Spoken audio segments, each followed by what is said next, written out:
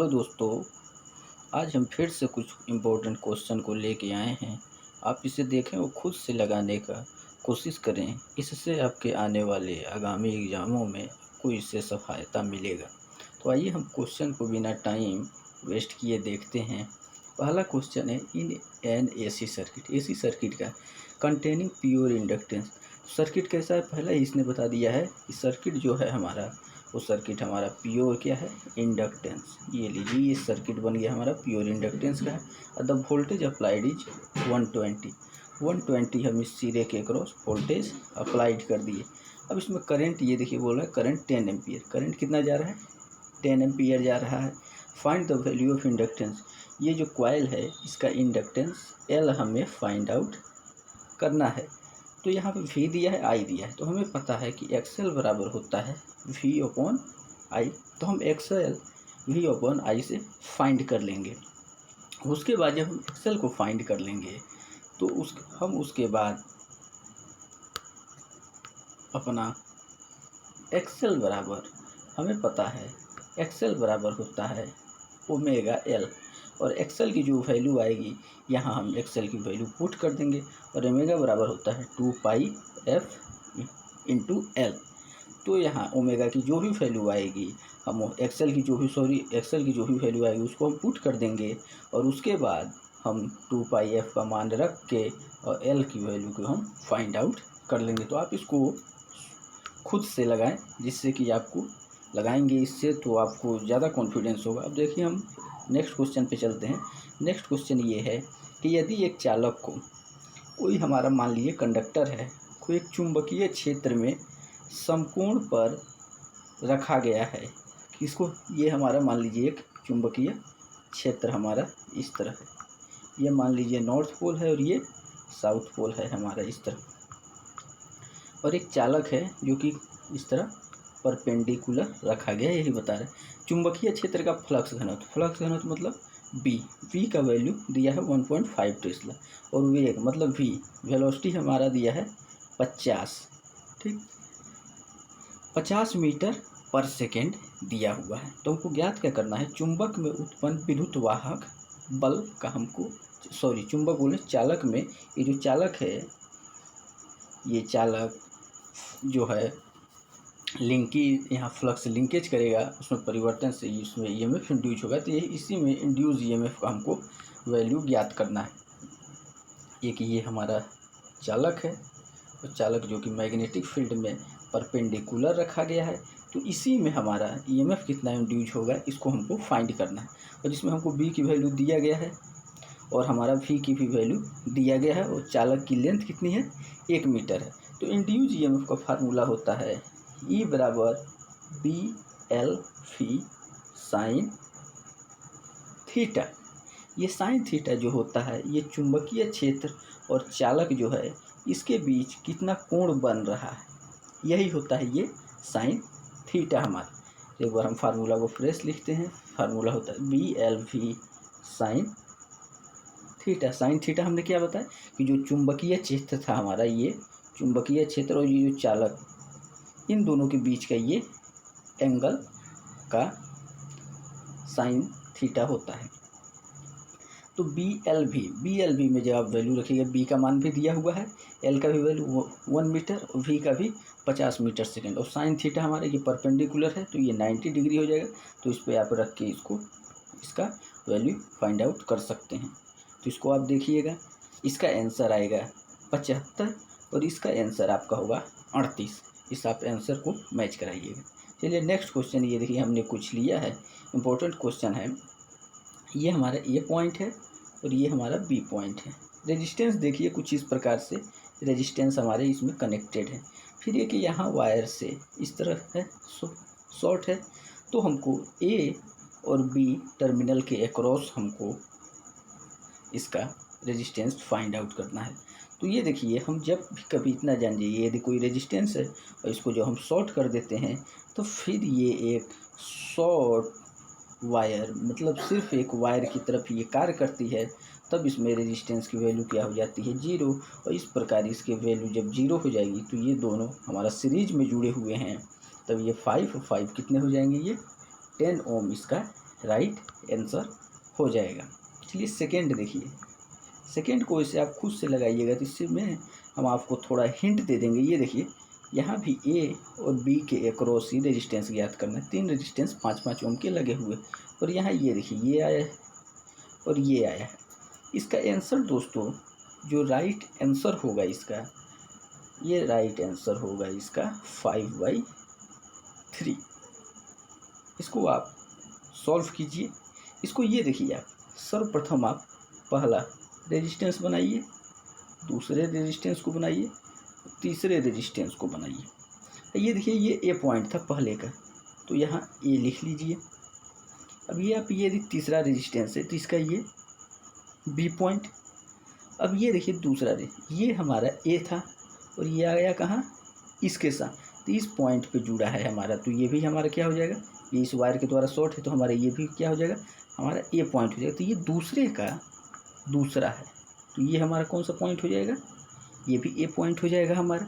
अब इसी तरह पहले का दूसरा पॉइंट, ये देखिए पहले का ये दूसरा पॉइंट तीसरे के दूसरे पॉइंट से जुड़ा है, मतलब पहले का जो दूसरा पॉइंट है वो क्या हो जाएगा, ये बी हो गया।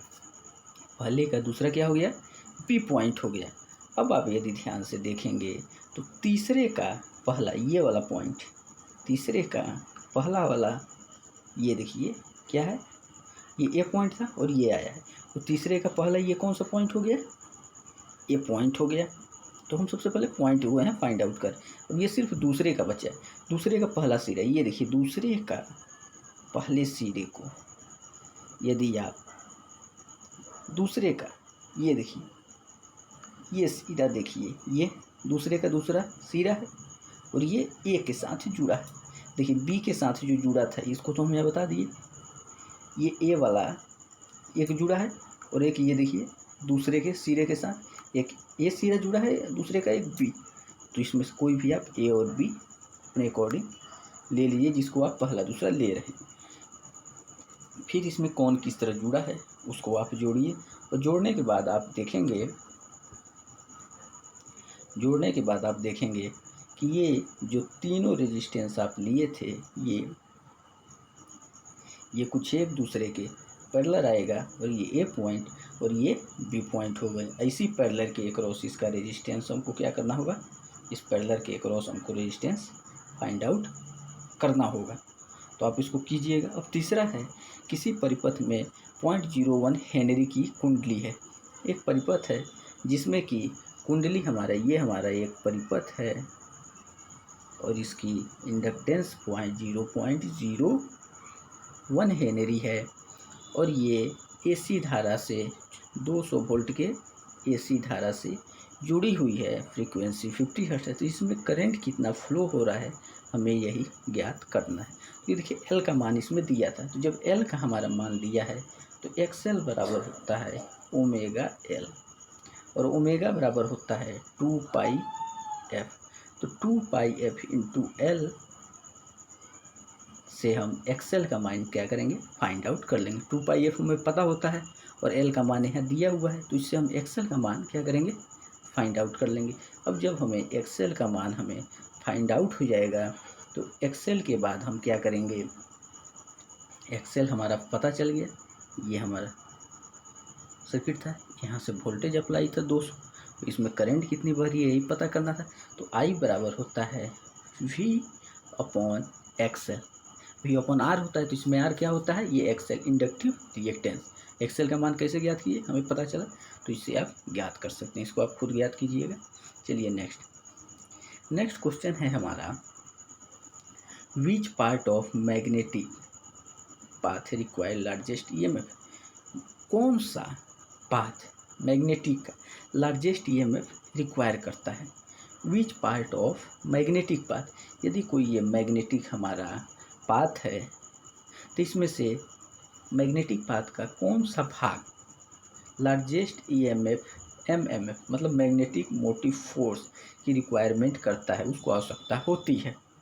मैग्नेटिक मोटिव फोर्स क्या होती है, जिस प्रकार हमारा करंट में ईएमएफ होता है, मतलब यदि ईएमएफ हो तो ईएमएफ के कारण करंट क्या आता है, अस्तित्व मतलब एग्जिस्ट करता है किसी तरह, उसी तरह मैग्नेटिक सर्किट में एमएमएफ के कारण जो हमारा फ्लक्स फाई होता है वो किसी मैग्नेटिक पथ में एग्जिस्ट करता है, मतलब अस्तित्व में आता है। तो हमारा इसका राइट आंसर होता है एयर गैप, क्योंकि एयर गैप में हमारा रिलक्टेंस क्या होता है, ज़्यादा होता है। एयर गैप में क्या होता है, हमारा रिलक्टेंस ज़्यादा होता है, और इसके कारण वहाँ पे मैग्नेटिक मोटिव फोर्स की आवश्यकता क्या होती है, ज़्यादा होती है। अब देखिए एक क्वेश्चन और हमने डाला है कि एक समान चुंबकीय क्षेत्र, ये देखिए एक समान चुंबकीय क्षेत्र कहने का मतलब ये होता है कि इन सभी, ये देखिए इन सभी का जो हमने लाइन बनाया है, एक तो समान लंबाई है मतलब समान मैग्नीट्यूड है, इनके बीच ये डिस्टेंस आप देख रहे हैं, इनके बीच ये डिस्टेंस भी बराबर है, तो इसका मतलब ये हुआ कि ये हैं यूनिफॉर्म मैग्नेटिक फील्ड, इसी को एक समान चुंबकीय क्षेत्र का। तो एक समान चुंबकीय क्षेत्र में घूमते हुए कुंडल में प्रेरित ईएमएफ अधिकतम कब होगा, तो एक समान चुंबकीय क्षेत्र यदि है हमारा, तो उसमें यदि कॉइल जब कोई घूम रहा है तो वो तभी अधिक होगा जब यदि ये हमारा कॉइल है तो इससे लिंक करने वाली जो फ्लक्स है, जो फ्लक्स है हमारी जो लिंक कर रही है, कौन सी, लिंकेज फ्लक्स हमारी, कौन सी फ्लक्स, लिंकेज फ्लक्स, जो फ्लक्स हमारी लिंक कर रही है उसमें जब हमारा क्या हो गया, D phi by D T, मतलब समय के अकॉर्डिंग क्या हो जाए, चेंज हो जाए। ये हमारा चुंबकीय क्षेत्र था और इसमें हमारा एक कॉइल रखा हुआ है, तो इससे जो लिंक कर दी है ये फ्लक्स फाई, उसमें जब मैक्सिमम क्या होगा, मैक्सिमम हमारा चेंजिंग होगा, तब जाके हमारा क्या हो जाएगा, उस समय मैक्सिमम हमारा ईएमएफ इंड्यूस होगा। इसका हमने ऑप्शन नहीं दे रखा था। चलिए नेक्स्ट क्वेश्चन हम लोग देखते हैं। नेक्स्ट क्वेश्चन है, यदि किसी कुंडली का नगण्य प्रतिरोध, कोई कुंडली है, कुंडली में तो जनरली प्रैक्टिकली नगण्य कोई नहीं होता है प्रतिरोध, ये मान लीजिए कुंडली है, कोई कुंडली है, इसमें नगण्य प्रतिरोध इसमें माना गया है, उनके सिरों पे ये देखिए कितना है, 50 वोल्ट, ये लीजिए 50 वोल्ट, और उसमें धारा, ये धारा जा रही है 10 क्या है, मिली एम्पियर में है, इसको आप नोटिस कीजिएगा, मिली एम्पियर, तो प्रेरणिक प्रतिघात, मतलब कि हमें एक्सेल कितना होगा ये हमको फाइंड आउट दिया, क्या है, वोल्ट दिया है और धारा दिया है, तो हमको पता है एक्सेल बराबर क्या होता है, V/I, तो सीधा हमें वोल्ट 50 और मिली एम्पियर 10 करना है। लेकिन इसमें यह ध्यान देना है कि हमारा 10 मिली एम्पियर में था, तो इस मिली एम्पियर को हमें एम्पियर में बदलने के लिए गुणा करना हुआ 10⁻³ बस जब आप इतना कर दें तो ये आपका करंट हो गया, और एक्सेल बराबर क्या होता है हमारे दोस्तों, V/I, ये आई हो गया, और V के जगह हम कितना है, ये 50, तो 50 बटे का हमारा 10 गुणे 10⁻⁻10, इस तरह से आप करेंगे तो आपका आंसर आ जाएगा। इसका राइट आंसर होगा दोस्तों 3500 ओम। इसको आप करके भी देख सकते हैं, ये 50/100 और ये 10 गुणे 10⁻⁻, ये 0 से 0 कट जाएगा, बचा कितना दोस्तों, 5 गुणे 10⁻, ऊपर क्यू हो जाएगा, सॉरी दोस्तों ये आएगा 5000, ये कितना आया, 5000 ओम। अब उसके बाद शुद्ध प्रतिरोधी परिपथ में प्रतिकारक शक्ति, कौन सी शक्ति, प्रतिकारक शक्ति। देखिए पावर का हम लोग जब ट्राइंगल पढ़ते हैं, ये यदि हम पावर का ट्राइंगल, एक सेकेंड, 3 प्रकार की शक्ति हम लोग पढ़ते हैं एसी में, ये हमारा जो नीचे का हमारा है, ये इसको हम लोग बोलते हैं रियल पावर, क्या बोलते हैं हम लोग, रियल पावर, इसको क्या बोलते हैं हम लोग, एपेरेंट पावर, क्या बोलते हैं, एपेरेंट पावर, और ये जो होती है ये हमारी होती है रिएक्टिव पावर। तो यही रिएक्टिव पावर पूछ रहा है कि यदि कोई शुद्ध क्या हो, प्रतिरोधी परिपथ हो, तब जाके इसमें प्रतिरोधी परिपथ में प्रतिकारक शक्ति कितनी होगी, तो दोस्तों इसमें प्रतिकारक शक्ति 0 होती है, क्योंकि प्रतिकारक शक्ति तभी होगी जब यदि वोल्टेज और हमारा करंट आई के बीच में कोई एंगल हमारा बनेगा। वोल्टेज और करंट के बीच में यदि हमारा ये मान लीजिए वोल्टेज है और ये करंट है हमारा, और इनके बीच में यदि हमारा कोई एंगल बनता है, जैसे ये मान लीजिए V और ये I, तभी इस कंडीशन में ही प्रतिकारक शक्ति हो सकता है। शुद्ध प्रतिरोधी परिपथ में हम लोग जानते हैं V और I एक साथ होते हैं, तो कोई हमारा इसमें एंगल नहीं बनता है, तो इसमें प्रतिकारक शक्ति क्या होती है? शून्य होती है, क्योंकि प्रतिकारक शक्ति का फार्मूला क्या होता है?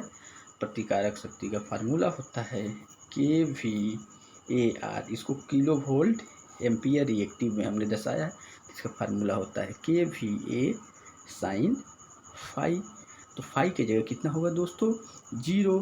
तो यहाँ जब साइन फाई की जगह 0, क्योंकि 0 डिग्री, तो साइन 0 डिग्री का मान कितना होता है? 0। 0 डिग्री क्यों रखें? क्योंकि V और I के बीच में एंगल कितना है? 0 डिग्री का। प्रतिकारक शक्ति कितना हो गया? 0। आइए नेक्स्ट क्वेश्चन देखते हैं। अब देखिए नेक्स्ट क्वेश्चन है कि which variety of copper has best mechanical strength. हमारा जो कॉपर होता है उसमें से मैकेनिकल स्ट्रेंथ, यांत्रिक जो उसकी ताकत होती है, यांत्रिक सामर्थ्य के लिए कौन सा कॉपर अच्छा है? Hard drawn copper, annealed copper, soft copper, cast copper. तो हमारा मैकेनिकल, दोस्तों मैं आपको बता देता हूँ कि मैकेनिकल स्ट्रेंथ के लिए हमारा हार्ड ड्रॉन कॉपर सही होता है, और यदि हमको कंडक्टिविटी G अच्छा चाहिए तो उस समय एनील्ड कॉपर हमारा अच्छा होता है। हार्ड ड्रॉन कॉपर से ही कॉपर हम लोग जानते हैं कॉपर क्या होता है दोस्तों? कॉपर हमारा हार्ड होता है, और इसी को हम लोग गर्म करके इसको हम लोग एनील्ड कॉपर बनाते हैं। इसकी विधि है, इसको गर्म किया जाता है विधि के द्वारा, कॉपर को, हार्ड कॉपर को, इसके द्वारा एनील्ड कॉपर बनाते हैं। तो एनील्ड कॉपर जो हमारा होता है उसको हम लोग यदि पूछा जाए एग्जाम में कि कंडक्टिविटी के माध्यम से कौन सा कॉपर अच्छा है, तो एनील्ड वायर, और मैकेनिकल स्ट्रेंथ के हिसाब से हार्ड ड्रॉन कॉपर। अब the resistivity of semi conductor at room temperature. Room temperature पे हम लोग से सेमीकंडक्टर का रेजिस्टिविटी ऑफ सेमीकंडक्टर का रेजिस्टिविटी, प्रतिरोधकता पूछा जाए, तो इसका आप लोग पहला याद कर लीजिए, 0.012 50 ओम सेंटीमीटर होता है। चलिए नेक्स्ट हम लोग चलते हैं। अब उसके बाद हमने ये देखिए क्वेश्चन है, क्वेश्चन बोल रहा है श्रेणी, एक सेकंड दोस्तों, श्रेणी अनुनाद पर भी, इससे श्रेणी अनुनाद है, ये अनुराग हो गया है, ये अनुनाद है। क्या है ये दोस्तों? अनुनाद परिपथ, मतलब रिजोनेंस जिसको हम लोग बोलते हैं, तो ये रिजोनेंस है। तो श्रेणी अनुनाद परिपथ को किस रूप में जाना जाता है? ये R, ये L, ये C। RLC श्रेणी परिपथ होता है। तो यही श्रेणी परिपथ में अनुनाद, तो अनुनाद की स्थिति कब उत्पन्न होती है? जब XL बराबर XC हो जाता है, या VL अपॉन VC हो जाता है, तो इस समय हमारा श्रेणी अनुनाद की स्थिति कहलाती है। और इसको हम लोग वोल्टता आवर्धन के रूप में जानते हैं, क्योंकि इस श्रेणी अनुनाद के प्रति संबंध में करंट का जो मान होता है, ये हमारा रेजिस्टेंस, ये इंडक्टेंस, ये इसमें मान लीजिए वोल्टेज अप्लाई है, और जब इस परिपथ में रिजोनेंस की कंडीशन आएगी तो इसमें बहने वाली करंट क्या हो जाएगी? करंट हमारी मैक्सिमम हो जाएगी, और जिसके कारण LC के अक्रॉस हमारा सप्लाई वोल्टेज से भी अधिक यहाँ वोल्टेज क्या होने लगता है? ड्रॉप होने लगता है, क्योंकि XL और XC दोनों बराबर हैं, इसीलिए इनको एक लिया गया है, और इसके अक्रॉस क्या होने लगता है? वोल्टेज हमारा ज़्यादा होने लगता है, जिसको हम लोग वोल्टेज मैग्नीफिकेशन के लिए काम में लाते हैं। और इसी को यदि पैरेलल में हम देखें, तो पैरेलल में हम लोग करंट मैग्नीफिकेशन, मतलब यदि पैरेलल रेजोनेंस की स्थिति है, पैरेलल रेजोनेंस की स्थिति में पूछा जाएगा, तो ये आ जाएगा हमारा करंट मैग्नीफिकेशन। पैरेलल रेजोनेंस की कंडीशन में करंट हमारा जो होता है वो हमारा क्या हो जाता है? बढ़ जाता है। करंट तो इसमें भी बढ़ता है, मतलब कहने का मतलब जब इसकी श्रेणी में रेजोनेंस की जब स्थिति आती है तब हमारा करंट बढ़ जाता है, और जबकि पैरेलल में हमारा रेजोनेंस की कंडीशन हमारी करंट क्या होती है? करंट रियल में हमारी लो हो जाती है, लेकिन उसमें पैरेलल होता है तो उसमें करंट क्या होता है, करंट उसमें क्या हो जाता है, डिवाइड होता है। वोल्टेज तो एक ही होता है, और इस डिवाइड जब होता है तब पैरेलल में जब उसकी कंडीशन आती है तो इसके अक्रॉस हमारा मैक्स करंट हमारा क्या होने लगता है, जो सप्लाई करंट था उससे ज़्यादा पैरेलल में जाने लगता है। इसलिए पैरेलल में हम लोग करंट मैग्नीफिकेशन के काम में हम लोग पैरेलल रेजोनेंस सर्किट को लेते हैं। चलिए नेक्स्ट क्वेश्चन है कि वोल्टता स्रोत किस अवस्था में आदर्श रूप में होता है। तो देखिए यदि कोई वोल्टेज स्रोत है, मान लीजिए ये कोई वोल्टेज सोर्स है, ये इधर लोड लगा है, ये कोई लोड है, मान लीजिए ये क्या है हमारा कोई लोड, यहाँ से कोई करंट फ्लो करेगी। वोल्टेज स्रोत किस अवस्था में आदर्श रूप में, जब जो वोल्टेज हम यहाँ से दे रहे हैं वही लोड के अक्रॉस भी मिले, तभी तो हम उसको अच्छा मानेंगे। तो ये कब होगा, जब वोल्टेज सोर्स के अक्रॉस रेजिस्टेंस, इसका कुछ रेजिस्टेंस होगा इंटरनल, जब वो यदि कितना हो जाए, जीरो, यदि जीरो हो जाएगी तो इसके अंदर कोई ड्रॉप, जैसे कि आई आर जो ड्रॉप होता है वो नहीं होगा, तो जो इसके टर्मिनल पे हमारा वोल्टेज था वही इसके अक्रॉस में मिलेगा। तो ये कंडीशन क्या हो जाती है, आइडियल कंडीशन, मतलब आदर्श अवस्था हो जाती है। हालांकि प्रैक्टिकल ऐसा नहीं होता है, लेकिन थ्योरेटिकल में यदि देखा जाए, ये पूछा जा रहा है कि कब आदर्श होगा, तो ये तभी होगा जब आंतरिक प्रतिरोध हमारा शून्य हो जाएगा। चलिए नेक्स्ट क्वेश्चन देखते हैं। सॉरी दोस्तों, अब आज यहाँ तक ही, फिर हम लोग मिलेंगे। जय हिंद।